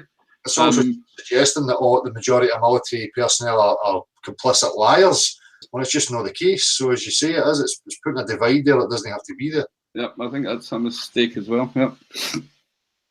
They're not. No, they're not. 230 individuals from No, eight they're not. visited the space station. They were not all military. Some were teachers. Philip, I've got 238 pals that have been to the fifth dimension and seen unicorns and leprechauns and all sorts of fairies and monsters. Well, there's 5 million Scotsmen that know unicorns are the Scottish national animal. So I'm sure there's tens of thousands that would profess that the Loch Ness Monster is real. So get up there with your money in your pocket and donate it to the folks of the Scottish Islands to go and see fucking Nessie, you moron. We've met some of the ordinary people. Are all 230? Again, appealing. We've met them. If I've met them, that must mean what they're saying is true because I've met them. yeah. Again, appeal to popularity, popular opinion. Yeah. It's emotional manipulation here. Can we just end this debate by saying, No, wait. And again, you know, I have to. This really, you know, grinds on me. This debate really pisses me off because again, you're giving elevation to a false dichotomy here. There only is one reality. You don't fucking debate it. You know. a beautiful globe over here. For quite some time. We've got a fantastic globe over here, Yeah. right? I'm going to ask ISS, NASA, whatever, to zoom out of the Earth right now, Yeah. and show us planes, right, from a distance. Let's say 233. I'm going to have to disagree and stop this here. This is absurd now. You know, people when they go in these avenues, you're opening yourself up to these dipshits. So this guy's now saying this, you know, oh, well, zoom in and show me. What if they fabricate something through, you know, video manipulation, whatever it is, and then show you that? Is that new? You now have to believe it's a globe just because they've adhered to your demands? No, they're not going to show us that because what they're telling us about space is bullshit, as we've just established. So you can cut all this stuff off by just understanding how to cut through the bullshit, get right to the point. And then if they keep invoking these things, you just refer them back to what's just been established. Well, does it represent what we know and understand about the physical world? No. So I don't even need to go there. Don't be saying, zoom in and show me this and show me that. It's fucking crap. Yep. Fully agree. Yep. It's inconsequential, basically, you know. Aye, it's the same as, you know, people arguing with me, we'll just use unicorns, and then they're saying, well, if you want me to believe a unicorn, I want you to zoom in on it and video one and show me it. Well, no problem, I'll produce that if you need fucking bother. So as soon as I've done that, you now have to concede that unicorns are real. Nah, bullshit. Exactly. Yeah. I mean, if you've agreed on a point that, you know, and it's been rejected, then you can't keep coming back to it. That, as I say, is of no consequence. And at some point it just gets into all this, you know, because it's all half fantasy, you know, it's very difficult to find any real arguments. As I say, it's like arguing about, you know, how Scotty's warp drive works on the Enterprise, right? You know, what the fuck, you know? Let's debate it. Miles away, because we've got the a bit like technology. that. And let's show aeroplanes flying upside down underneath here. Let's zoom to show people walking upside down. Let's do And it. that's, for me, that's just a funny, kind of entertaining point, you know, a bit of absurdity and ridicule in the globe. You know, when I say these things, I don't really mean it, because I'm not expecting or waiting or wanting them to provide that for me, because as we've established, they already know what they're telling me is bullshit based on a fundamental understanding of the physical world and how things interact with each other. So, you know, that's good for a laugh sake, but I wouldn't be trying to use it as a valid point. I'm in agreement with you. So I don't need it knowing how water behaves. Exactly. And secondly, what he's really pointing out is there, I think, the more fundamental assumption that there is a space into which I can retreat to take a view of a spherical testicle in a vacuum. Yeah. And that's the assumption that we should be attacking. Exactly, which is why I keep saying about the opposing pressure systems. Well, you know right from the off it's bullshit because you know that's impossible. that, and we will. But I'll come back the in and space station apologize. can't zoom out to 230. It can't zoom out to beyond So where can we it get is. a probe out? Can we get a probe out? We've done that. It's only 250 Of the whole miles. Earth and showing aeroplanes flying upside down underneath the globe. Can Yeah. you see that? All we See, see it's leaving it wishy-washy in the minds of people viewing this. You know? I mean, obviously, it's a difficult job with presenters that are, you know, reading off a script and corralling you through 40 minutes or 10 minutes. Sorry, it's not even time for a real discussion. But Exactly. yeah, and still I think being more consequential would be more helpful. Yeah. You know, I totally understand that in the position that people may be in, which again brings you back to the being committed and being fully aware of, you know, the tools you have and how you can proceed in an attack form. And if you do that right from the off, you're never going to allow them to get to these points, which is why it's hugely important that people get what we're saying. Yeah, and you've said it as many times as well, Dale. You know, we're not saying that we're absolutely 100% correct, and I don't want to be seen as some kind of smart arse here thinking that we could do a better job. But you know, I still think pointing out what the problems are and how to improve it is meant to be, you know, critically constructive rather than disruptive. Exactly, it's not an attack on any of these individuals. It's certainly not to belittle them in any way, shape, or form. This is why I'm saying about communication, the ability just to point things straight out. And if people are secure in themselves, then we can accept these things. And if they're determined about pushing forward and having progress, then all this stuff is important for it. And people can learn from these things and refine their own skill and the ability to talk about it. So it's certainly not a put down on any of these people. And as you says, Gav, it's not that we're sitting on a high horse thinking that we're something better. I can only represent me and how I would approach things, and that's all I can offer. You know? Yep. And all I can say is don't let anybody represent you. Exactly. Neither me nor Dale nor the three guys in front of us. That's why I think it's so important that people are empowered to. Yeah. Oh, because there are apps that can show you that. What airplanes flying upside down? Right. Wow. Yes, there's a live positioning of all the airplanes on the world. They're on there. Actual. What Philip means is a wee digital device showing wee digital aeroplanes. Yeah. Showing the latitude and longitude on a two-dimensional surface, and then the altitude of the aeroplane in a cylinder above that ground control tower.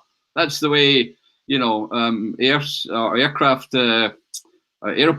navigation works. Control towers, right? Exactly. They basically work on that premise. Yeah. So it doesn't mean anything just because an app can show blips on a fucking screen. I mean, for fuck's sake. As I say, you know, NORAD can show you where Santa Claus is on Christmas Eve with the reindeer. You know, so. because the Hubble telescope sees The very positions of all unicorns in Scotland. Yeah. Exactly. I want an app for that. At every given moment in time. You know? Whether they're visible or invisible as well. They've got We have fairy that. We already have it, mate. I'm sure there was the trend of Pokemon or something, you know, where people could go about with their wee devices and see non-entities in an area of their street or wherever they may be, and they can pick up rewards and stuff like that. So there you go. Geocaching. Yeah, we should hide unicorns in Scotland. That's it. You know?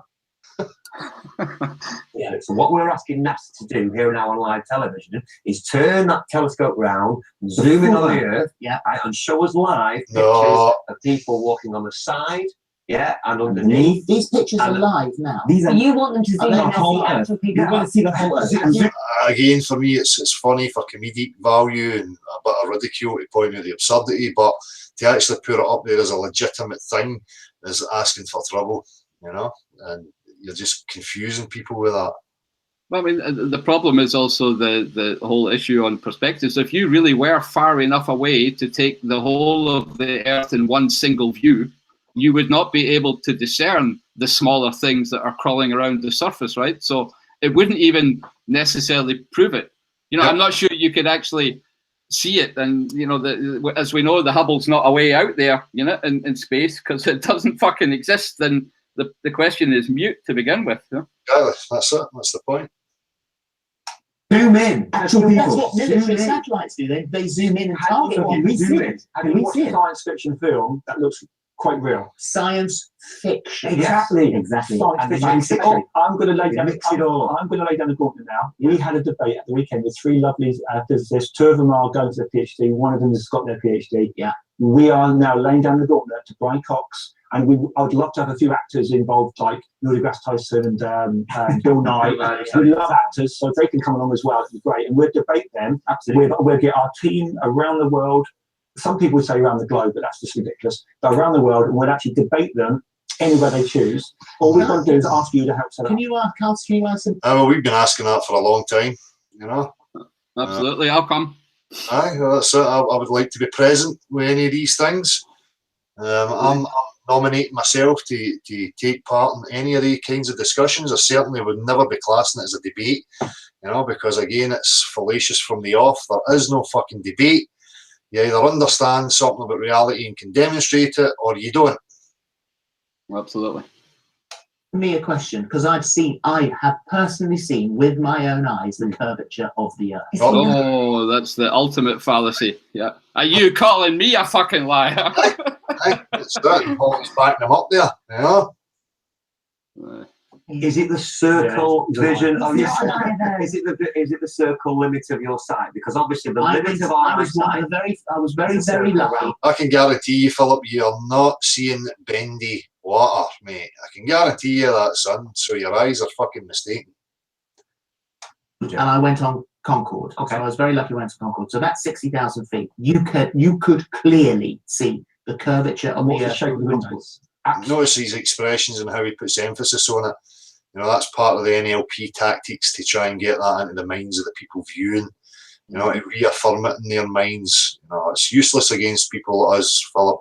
Maybe the gullibles will work with, but it's not going to work with people like us, and people like us are going to continue to keep pushing forward. So I would quit it before you start looking like a deliberate asswipe.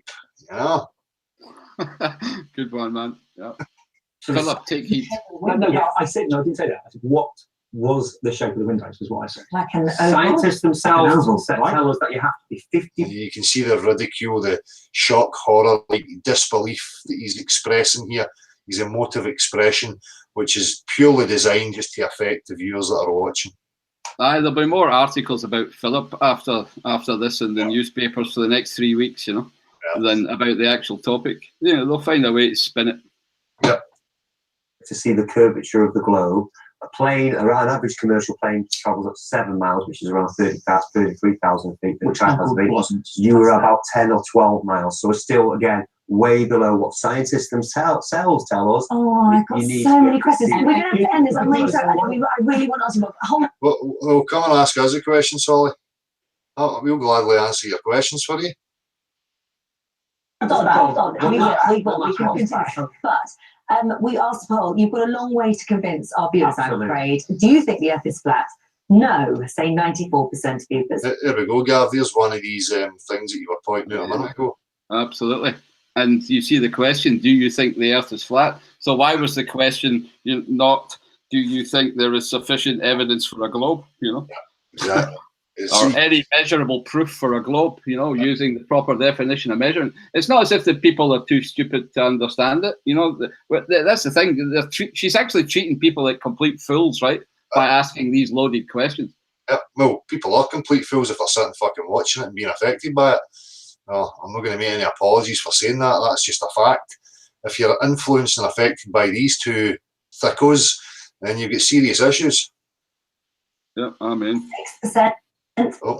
Right. All I'd say is go research it yourself. for There is yourself. a wealth of material online. All Have a right. look We're for living in the yourself. age of technology. There's no excuse anymore. Yeah, All right. absolutely. Thank you. Thank you. Although the And if Greeks you, saw the shadow on the thing, they If you are, Oh, the Greeks saw the shadow on the thing. Very articulate there, Holly. Very scientific. The thing. Right? The Greeks saw the shadow on the thing.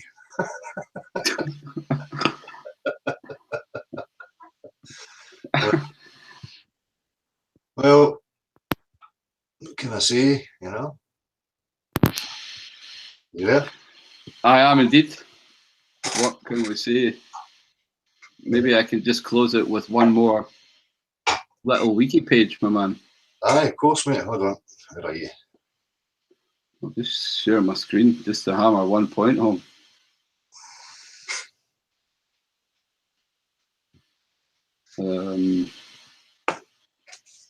Should be showing now, is it? Aye, I'm sure you're showing. Aye, so the definition of a sphere, just to hammer the point home about the difference in mathematics. So while outside mathematics, the terms sphere and ball are sometimes used interchangeably, in mathematics, the above distinction is made between a sphere, which is a two-dimensional closed surface. So two-dimensional is the word here, that's the geometry. Yeah. Embedded in a three-dimensional Euclidean space. So you're supposed to believe it's living in a three-dimensional space. But all you're talking about geometrically is the two dimensions of its surface. Yeah. So that's the sphere. And the ball is a three-dimensional shape that includes the sphere and everything inside the sphere, right? That means also the center point. So there is a center of the earth, right? Yeah. You know, that's the ball description. Yeah. Whereas a sphere is a two-dimensional geometry, a ball is a three-dimensional geometry. Yeah. This distinction has not always been maintained, and especially older mathematical references talk about a sphere as a solid. So it's been well known for a long time that the geometry of a three-dimensional ball and the geometry of a two-dimensional sphere that's imagined to be in a three-dimensional space, right, and looks like a three-dimensional ball, it's been known for a long time that the geometries are very, very similar, so they're easily confused. Yeah. So what we use for astronomy and navigation is the two-dimensional spherical geometry, yeah, and what we're told on TV and in Hollywood and in fucking plastic toys on our desk is that the thing is a ball, yeah, and they can get away with it because the mathematical definitions are so close, yeah, and so easily confused with sophistry. Yeah, spot on, mate. Excellent. So, as I say, Gary had contacted me saying that he was more willing to come on and talk about it. If there's a place for that, then we can maybe look at that for Saturday. If Gary hears this, then by all means, it'd be great to have a chat about the experience and what actually went on. As I say, we're not offering anything up other than how we see things and how we would move forward and persist with the conversation. And that's all we can offer, you know. But as I say, if it refines things and has progress for people in order to, discuss these things, and that's all we can offer. It's not about we're right and they're wrong, and it's a competition between persons. So it's not about that. You know? No, definitely not. No, yeah, it'd be great. I'd love to hear how it went. Never experienced one of these things myself, so never been on TV. Not that I really want to, but I definitely want to improve the level of discussion and, spread it, especially amongst academia. I mean, my standpoint on that, these people need to be held accountable at some stage, and they need to get out of their corners, right? Otherwise, they're going to look ridiculous when, every single common person, you and my granny know it, and the academics are still pretending that the mathematical sophistry is correct. Yeah, and falling in line with imagery and conditioning. That can't be what education's about, surely not. I mean, the strongest aspects of the globe are that, the imagery and the conditioning. The rest of it is very weak. Yes. They are the two main supporting aspects, which is, should be telling for people. Yep. So. Yeah, love to have a conversation. Yep. Definitely. Well, hopefully, he's available. We can have that on Saturday. Right. I wouldn't mind that. I'm cool for that. I'm actually going to call it a short night tonight, my man. Any bother, mate. Not a problem. Aye, cool. Appreciate it, mate. Appreciate it. I'm just going to read through some messages and some comments in the comment box, and then I'll do the same, Man, have a good one then. See you Saturday then, yeah? Nice one, mate. Thanks, my man. Bye, everybody. Cheers. Easy. Cheers, bud. I'm just going to say, for anybody wondering where the wee cat is not feeling very well, and I hope the wee cat recovers very soon. Send your prayers.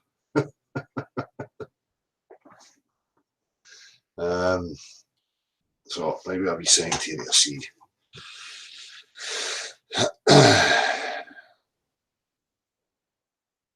Paul Etchells, Dale, anyone who has watched you for a while would just know you have been at it for a long time.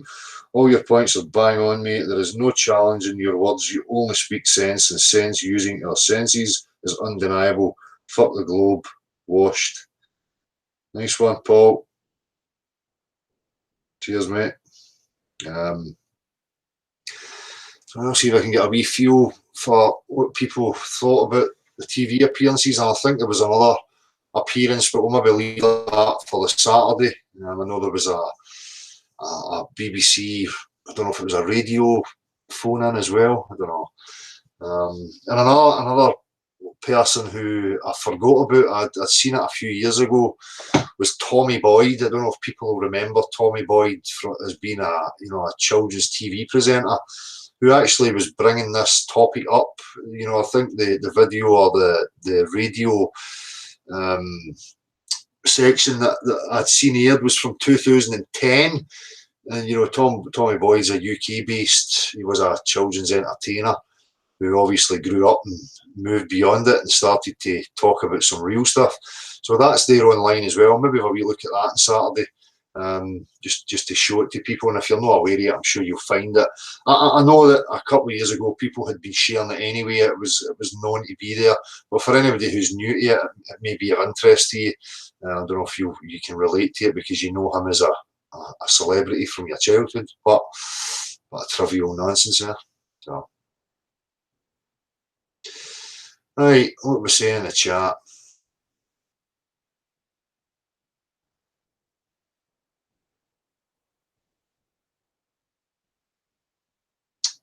Adam IFE has posted it. Sorry, where'd that go? Shit. Has posted Tommy Boy, there you go. Adam IFE. Maybe subliminally I've seen that and it's triggered the memory. Cheers, Rickus Vaticus. Adam IFE channel apparently has a Tommy Boyd radio section in it.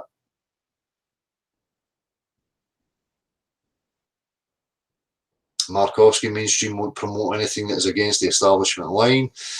Yeah, I mean, people really have to consider this, and I'm not going to be shy about airing my concerns and how it comes about that people end up on mainstream TV and what it could imply for the possibilities of the future. I mean, can only speculate.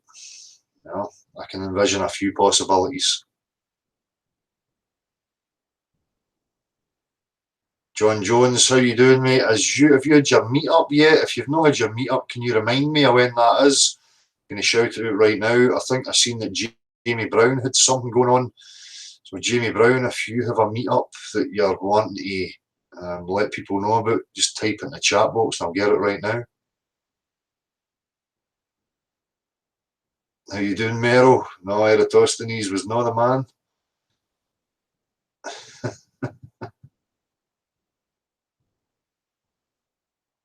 Rickus Vaticus beyond the Magic Cup, please shout out the London Feltham meet, 26th of May. There's a meet up on the 26th of May, Feltham.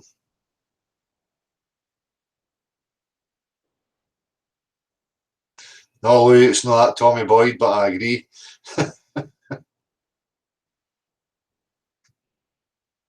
Yeah, plain permaculture.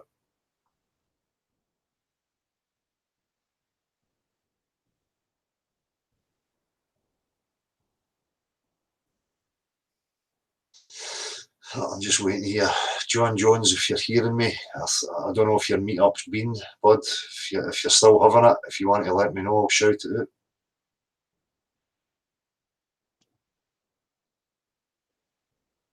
I know, Concerned Citizen, I've just addressed that. I don't know when Jamie's meetup.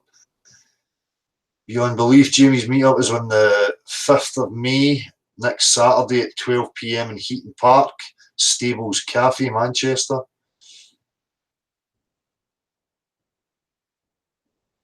John Jones, 26th of May at 1 PM, 30 The Centre, High Street. What's that? I don't know if that's 1:30 PM or 1 PM. So 26th of May at 1 PM, The Centre, High Street, Feltham. TW134AU. I think that's the beauty of these now. You know, if people are watching it back at a later date, I think they can see all this stuff in the chat box as well. So it's good to have that. West Coast Wisdom, how you doing? Aye, exactly. You know, the ISS cameras will now be upside down. You don't ask for it. You know, it's, as I say, it's absurd what they're claiming and professing to be up to. So we don't need to demand that they pan cameras around and show us different angles. We know they're talking shite. Bill, how you doing, bud? Bill Nye, the science freak, is going to be here in Orlando, May the 12th. You can speak to him for $175. Not bad, eh? Maybe one day I'll be there, Bill, and I can charge people $175 to come and listen to me swearing at them. I'm up for that. That's a job I would enjoy. Fuck you. Give me your 150 quid.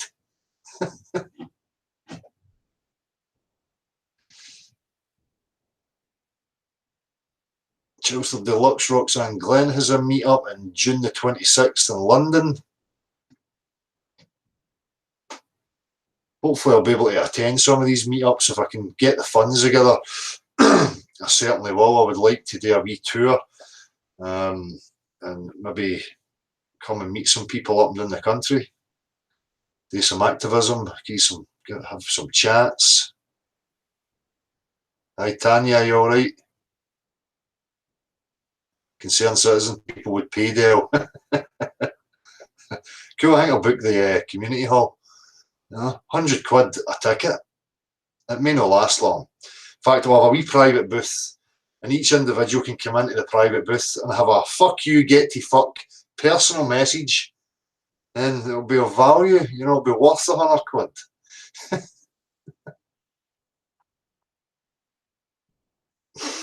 Go fund Dale.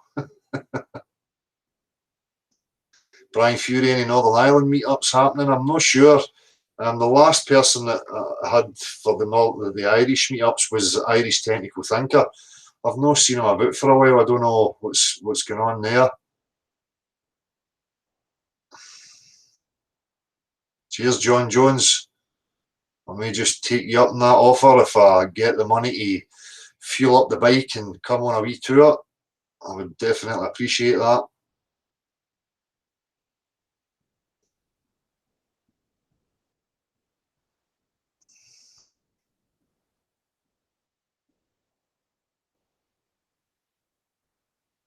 ITT, is that it? It's ITT again.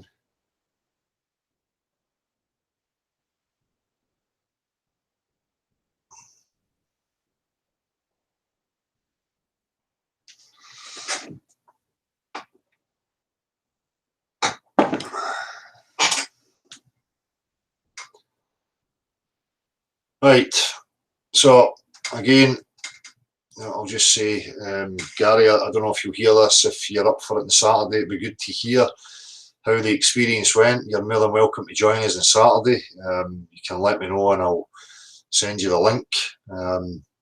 Cheers to Gav again for offering what he had tonight. Magumba, Jonah Worms, Marshall, I know you're not there. Des, if you're about, mate, much appreciated. Magumba as well. So I'll see you again on Saturday, people. Take it easy.